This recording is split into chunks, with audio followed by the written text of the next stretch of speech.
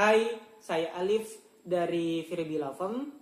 Pada kesempatan kali ini kita akan membahas materi mengenai hukum kepailitan, khususnya materi mengenai pertanyaan-pertanyaan yang berkaitan dengan hukum pailit beserta jawabannya. Adapun pertanyaan pertama adalah, sebenarnya apa saja sih yang menjadi penyebab terjadinya pailit di suatu perusahaan? Ada beberapa penyebab tentunya. Penyebab pertama dan cukup mendasar adalah karena pimpinan perusahaan tidak pandai mengelola operasional perusahaan dan tidak bijak dalam mengelola keuangan perusahaan. Kemudian penyebab yang kedua adalah karena kurangnya kepekaan perusahaan terhadap target pasar dari penjualan perusahaan yang ada. Kemudian yang ketiga adalah perusahaan kurang melakukan inovasi, perusahaan tidak melakukan pembaruan, sehingga perusahaan dapat saja dianggap tertinggal baik itu oleh pesaing atau bahkan oleh konsumen. Kemudian pertanyaan yang kedua adalah, pada saat melakukan pailit, sebenarnya apakah memungkinkan suatu permohonan mendapatkan penolakan dari pengadilan?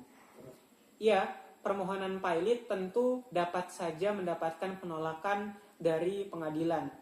Lantas, apa yang dilakukan oleh pemohon selanjutnya? Ada beberapa hal yang dapat dilakukan oleh pemohon permohonan pailit.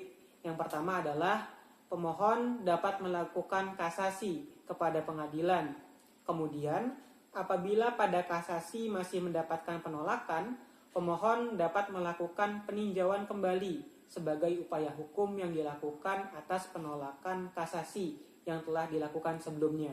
Kemudian, setelah tahapan tersebut sudah dilakukan dan kembali mendapatkan kegagalan, pemohon dapat kembali melakukan upaya permohonan pailit dari awal kepada pengadilan niaga. Kemudian pertanyaan yang ketiga adalah, apabila perusahaan sudah dinyatakan pailit oleh pengadilan, apakah memungkinkan suatu perusahaan dapat kembali melakukan kegiatan operasional usahanya?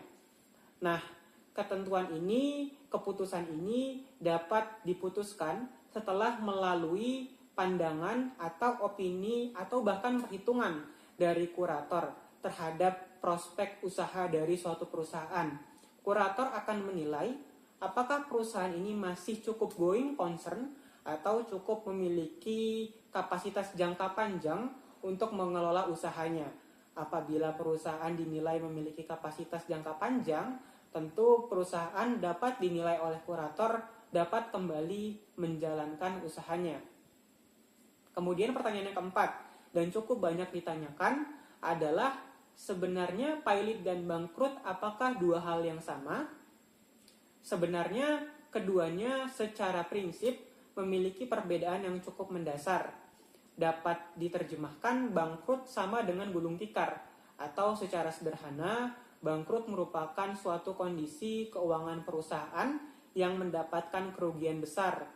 Beberapa diantaranya karena target penjualan tidak terpenuhi mungkin, atau perusahaan terlilit banyak hutang, sehingga perusahaan terjadi bangkrut dan tidak dapat menjalankan lagi operasional usahanya. Kemudian pailit sendiri secara hukum diatur dalam Undang-Undang PKPU, yang mana pailit merupakan suatu kondisi di mana pihak yang berhutang atau dalam hal ini perusahaan yang berhutang memiliki dua atau lebih jaminan hutang kepada kreditur atau pihak yang memberikan pinjaman.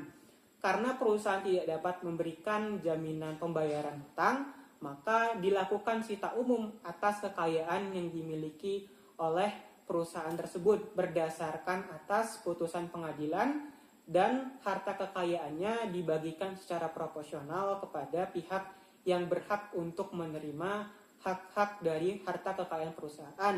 Tentu dalam hal ini adalah pihak yang memberikan jaminan hutang kepada perusahaan tersebut. Adapun pertanyaan terakhir, sebenarnya dalam pailit apakah dapat dilakukan usaha perdamaian atau tidak?